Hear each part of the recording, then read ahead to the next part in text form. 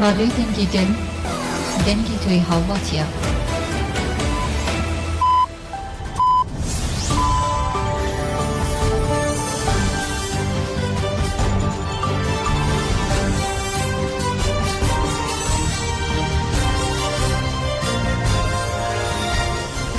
بیسەرانی هێژە لە هەرکوێیەکن سڵاوتان لێبێت ئەمڕۆ هەینی 12 تەموزی 2024 بە یارمەتی هاوکارانم لە ناوەندی هەواڵەکانی رادیۆ دەنگی گەل هەواڵەکانتان پێشکەش دەکەین. بۆچی تورکیا ئەوەندە ڕێگەی بۆ خۆشکراوە کە بتوانێت ئەو لە سەدا حەوتەی خاکی هەرێمی کوردستان داگیر بکات؟ جەندەرمەی تورکیا هاتووە لە ناو خاکی هەرێمی کوردستان و لە گوندەکانی هەرێمی کوردستان بازگەی داناوە بێ هەڵوێستی ئەمان وای کردووە ئەم دەوڵەتانم بە بەشێک لە خاکی خۆیان هەرێمی کوردستان سیرکەن. هێرشەکانی سوپای تورکیا بۆ سەر خاکی عێراق و هەرێمی کوردستان بە تایبەتی شتێکی ناڕەوایە و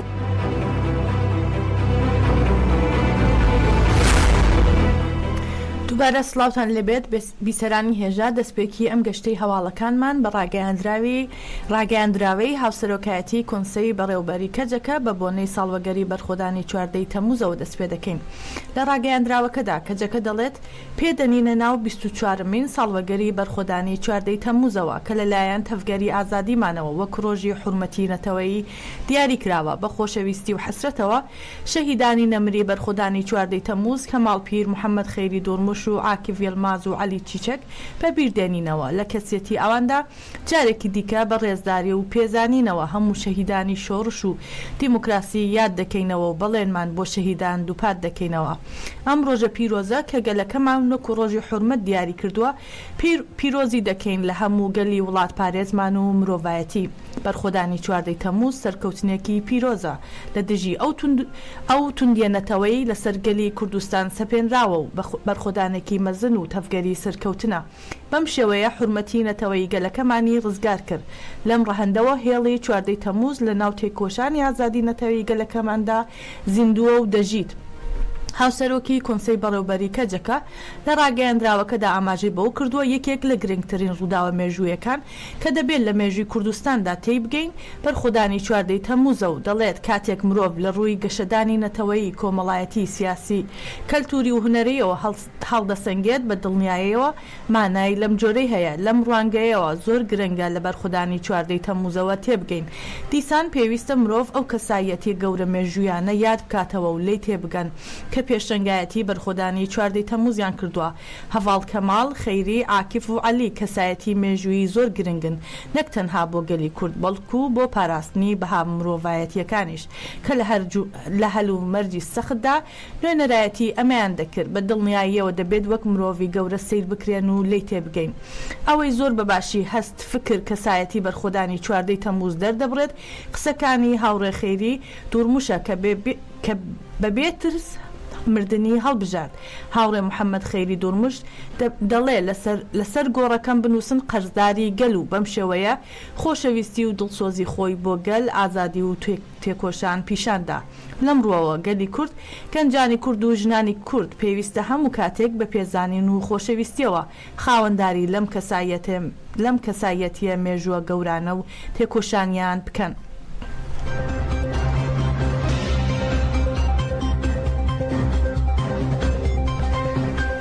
چیدەم دووغوو ئەندامی کوردیناسیۆنی کەژەکە ڕایگەیان ژن هەتا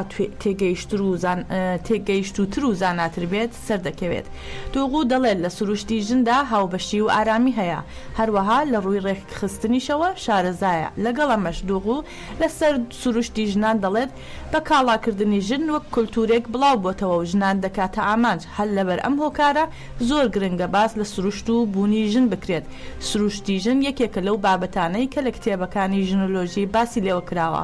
سەبارەت بە خەباتی ژنان چی دووغوو دەڵێت بەرهەمە تێوری فێمینیستیەکان کاری گرنگیان ئەنجامداوە بەڵام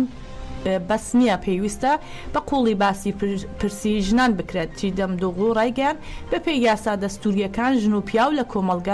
لە کۆمەلگادا یەکسانن. دەڵێن ژنان دەتوانن کار بکەن و بخوێنن بەڵام بەکردەوە ئازادی و یەکسانی بۆ ژن نییە. وەک ژن وەک مڵکێک سیر دەکرێت بۆیە پێناسەکردنی سروشتی ژن گرنگە ئەمەش بە تێکۆشانی ڕێکخراوەکانی ژنان دەکرێت واقعی ژن شێواوە و تێک دراوە و لە ئێستادا سروشتی ژن پێچەوانەی ئەو شتانە دەبینرێت کە لە یاسادا دایان ناوە دەبێت ئەمە شی بکەینەوە هەروەها دووغوو دەڵێت ڕێبەرایەتیمان لە ئیمراڵی باسی لەم بابەتانە کردووە و بە پەروین بولدان کاتێک لە شاندی ئیمراڵیدا بووە پێی وتووە وەک ژن پێویستە شوێنەوارناسی ئەنجام بدرێت ڕێبەراپۆ باسی لە نۆچین و قۆناق کردبوو دەبێت وەک ڕێبازێک وەری بگرین ئەفسانە چۆن بەکارهێنراوە ئارگیومنتە دینیەکان فەلسەفە زانست چۆن بەکارهێنراوە دەبێت هەڵکۆڵینێکی شوێنەوارناسی لەسەر ئەمانە بکەین پێویستە بگەڕێنەوە بۆ مێژوو وەک ڕێبەرایەتی دەڵێت مێژوو لە سەردەمی ئێمەدا شاراوەتەوە و ئێمە لە قوڵایی مێژوودا شاراوەین ئەمە ڕاستیە کە ژن ئێستا بۆتە ئۆبژەیەک بەڵام ئێمە دەمانەوێت زیندوی بکەینەوە دەبێت لەم هەلوو مەرجانەدا ژنان خۆیان بنیات بنێنەوە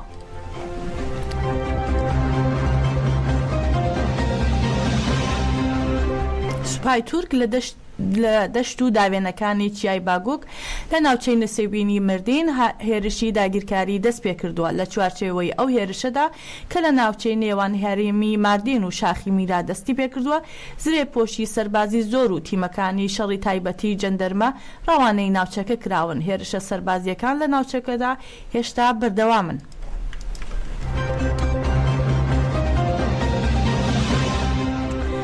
پێشخەری گەل دژ بە هێرشە داگیرکاریەکانی دەوڵەتی تورک بۆ سەر هەرێمەکانی پاراستنی میدیا و خیانەتی پەدەکە لە تربەسپی ڕێپێوانێکی شەرمەزارکردنی بەڕێوە برد نوێنەری لایەنە سیاسیەکان و ڕێکخراوەکان و ڕێخستنەکانی ژنان و بەشێکی زۆر لە هاوڵاتیان بەشداریان لە چالاکیەکەدا کرد ڕێپێوانەکە لە بەردەم ئەنجومەنی تربەسپی دەستی پێکرد تا گۆڕەپانی ئازادی بەردەوام بوو لە چالاکیەکەدا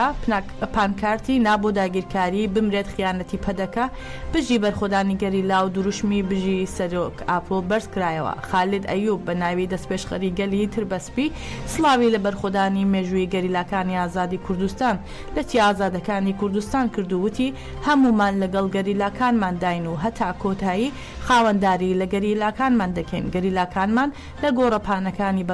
بەرخۆدانێکی گەورە و مێژووی لە دژی دەوڵەتی داگیرکەر بەڕێوە دەبن هەروەها لە چالاکیەکەدا خیانەتی بنەماڵی بارزانی شەرمەزار کرا.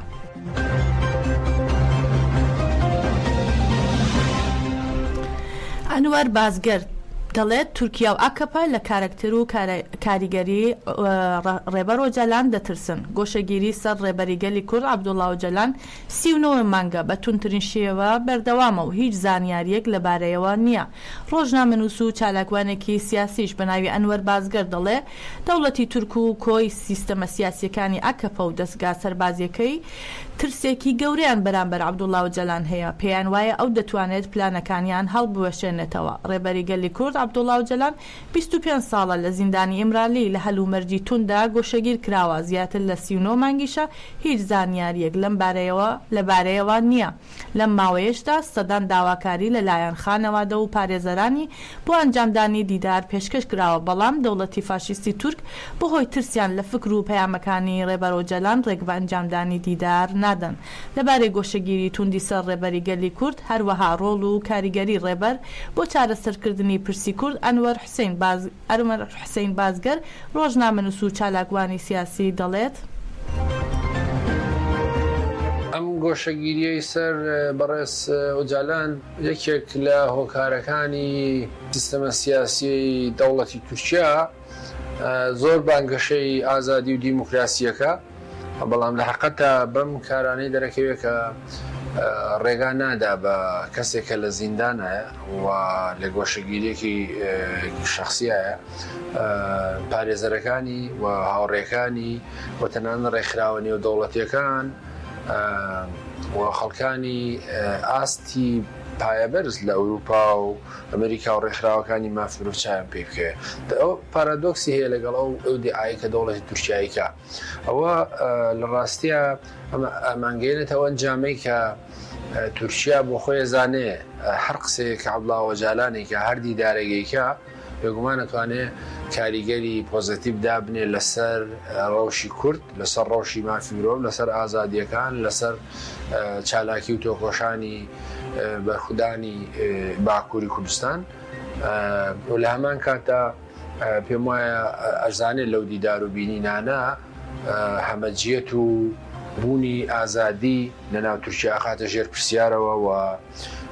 سەرنجی هەموو ئەوانە توانێت ڕاکێشێ بەلای دۆزی ڕەوای گەلی کورد و بەلای بستنەوە شۆڕژگەڕێکی کە بێگومان کاریگەری هەیە. بە نەزەری من فشارەکانی تورکیا بۆ گۆشەکردنی بەڕێز عەبدوڵڵا ئۆجالان لە توانا و ئیمکانات و قودرەت و ئێنەرژی بەڕێز ئۆجالان ئەترسێ. ڕۆژنامەنووس مراد میرزا پەیامنێری چرا FM کە لە 8 تەمموز لە ئاکامی بردومانێکی دەوڵەتی داگیرکەری تورک بریندار بوو بەهۆی سەختی برینەکەیەوە کەمێک پێش ئێستا لە نەخۆشخانە شەهید بوو. 8 تەمموز ئۆتۆمۆبیلێکی ڕاگەیاندنی ئازاد کە پەیامنێرانی چرا TV و چرا FMی تێدا بوو بۆ ئامادەکردنی راپۆرتێک لەسەر جێنۆسایدی سێی ئابی یزەدیەکان دەچوونە تەلقەساب لەلایەن دەوڵەتی داگیرکەری تورکەوە بردومان کرا. لە ئەنجامدا مراد میرزا پەیامنێری چرا FM بە سەختی بریندار بوو لەگەڵ مدیا حەسەن پەیامنێری چرا TV و شۆفیرەکەیان خەلاف خدر. مراد میرزا بەهۆی سەختی برینەکەیەوە ڕەوانەی نەخۆشخانەی مووسڵ کرابوو لە ژێر چاودێری پزیشکیدا بوو بەهۆی ئەوەی کە پارچەیەک بەرسەری کەوتبوو تووشی خوێنبەربوونی سەر بوو. ئەم شەو لە کاتی ئەنجامداری نەشتەرگەری بۆ گیانی سپارد و شەهید بوو. ئەم هێرشەی دەوڵەتی داگیرکەری تورک لە دژی ڕۆژنامەنووسانی زەدی کاردانەوە و ناڕزایەتی فراوانی بە دوای خۆی داهێنا و گەلی زەدی و ڕۆژنامەنووسان داوایان لە ڕێکخراوە نێو دەوڵەتیەکانی ماوی مرۆڤ و پاراستنی ڕۆژنامەنووسان کرد بێدەنگ نەبن و لە دژی ئەو هێرشانە بوەستنەوە.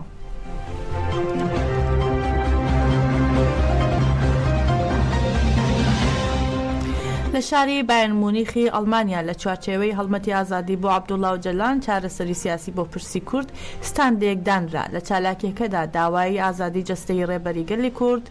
عەبدوڵڵا ئۆجالان کرا. هەروەها لە درێژەی چالاکیەکەدا بە بەردەوامی دروشمی بژی سەرۆک ئاپۆ بێ سەرۆک ژیان نابێ و بژی بەرخۆدانی زیندانیان بەرز کرایەوە. وێڕای ئەوەی پێشتر مۆڵەتی چالاکیەکە درابوو بەڵام پۆلیسی ئەڵمانیا ڕێگریان لە پیشاندانی پۆستەرەکانی ڕێبەری گەلی کورد کرد.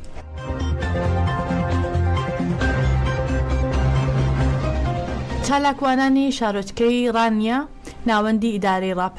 ڕاپەڕین لەشکەرکێشیەکانی دەوڵەتی داگیرکەری تورک بە ترسناکترین بارودۆخ بۆ هەرێمی کوردستان وەسف دەکەن و دەڵێن پێویستە هەمووان دژی هێرشەکانی تورکیا لەسەر شەقام بن و هەڵوێستی توندیان هەبێ. چالاکوانانی چارۆچکەی ڕانیا لە ئیدارەی ڕاپەڕین سەبارەت بە داگیرکاریەکانی دەوڵەتی تورک زیانەکانی بێدەنگی لایەنە سیاسیەکان و حکوومەت بەم شێوەیە دەدوێن. ئەو بارودۆخی کە لە باشووری کوردستاندا لە ئێستادا دروست بووە کە من بە ترسناکترین بارودۆخی دەبینم لە ئێستادا چکە لەشکرکێشەکەی تورکیا لەشکرکێشێکی خەتەرناکە تا ئێستا بەگشتی لایەنە سیاسەکانی کوردستان بەگشتی بێ هەڵوێستن لە بەرامبەردا جگەلەوەی کە لە حکوومەتی عراقیش هەڵوێستێکی نەنواندووە بەرامبەر بەو بارودۆخەکە داگیرکاریەکی تەواو داگیرکاریە لە ئێستاوە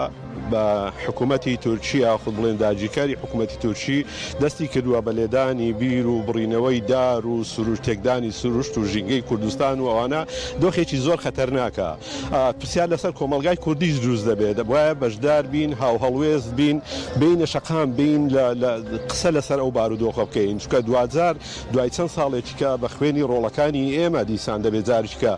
ئەوە داگیرکاری تورک لە کوردستان و دەرنین و قوربانی بدەین لە پێناویدا. دەستی لەگەڵ دوژمنان تێکەڵاو کرد هەر لە سەرتاوە لە حکایەتی نەوت فرۆشتن و ئابووری سەربەخۆ و دوجار مەیل و مەرحەبای بەم و لە دوانی سەیر و سەمەرە و بە ناوی دروستکردنی دەوڵەتی کوردی و ڕفراندۆم و چی هەموو ئەوانە ئەو حکایەتانە دیارە بە خۆیان نەتیجەیەکیاندا. نەتیجەکە ئەوەیە کە ئێستا وای لەهات دەوڵەتی تورکیەکێکە لە دەوڵەت داگیرکەرەکانی کوردستان بە ئاشکرا و بە زەقی جێشی هێنایە و چەند بارەگا و دەستگا میتەکانی خۆی تێدا فعال کردن. لەوە گرنگتر کە بۆ من سەرسوڕمانە ئەوەیە تا ئەو لەحظەیەش دەسەڵاتی کوردیە بڵێن بەشێک لە دەسەڵاتی کوردی لە زۆنی ئەولا ئەوە لەگەڵ داگیرکەران بوو بە چاوساغ و هێناوێتە ناو خاکەی و خاکە داگیر دەکات. لە زیندانی ئێڤینی تاران 85 زیندانی پیاوژن لە دژی حکمی لە سێدارەدان کە بەسەر شەریفە محەممەدی چالاگوانی کرێکاریدا سەپاوە دەستیان بە مانگرتن لە خواردن کرد و داوا دەکەن سزاکەی هەڵبوەشێندرێتەوە. شەریفە محەممەدی لە شاری ڕەشتی پارێزگای گیلان دەست بەسەر کراوە و دوای 7 مانگ لە دەست بەسەرکردنی لە 4 تەمووز بە تۆمەتی بەغی یان ڕاپەرێنی چەکدارانە دژی دەسەڵاتی ئێران و لە ڕێگای ئەندامبوون لە لێژنەی هاواهەنگی بە مەبەستی پێکێنانی ڕێکخراوە کرێکاریەکان و هەروەها نزیکبوونی ئەو ڕێکخراوە لە حیزبی کۆمەڵە حکمی سێدارەی بەسەردا سەپا. شەریفە محەممەدی چالاکوانی کرێکاری و یەکێک لە ڕێکخەرانی لێژنەی هاواهەنگی بۆ دروستکردنی سندیکا کرێکاریەکانی ئێران بووە. بەڕێزان هەواڵەکانمان پێشکەشکردن بمێنن لە خۆشیدا.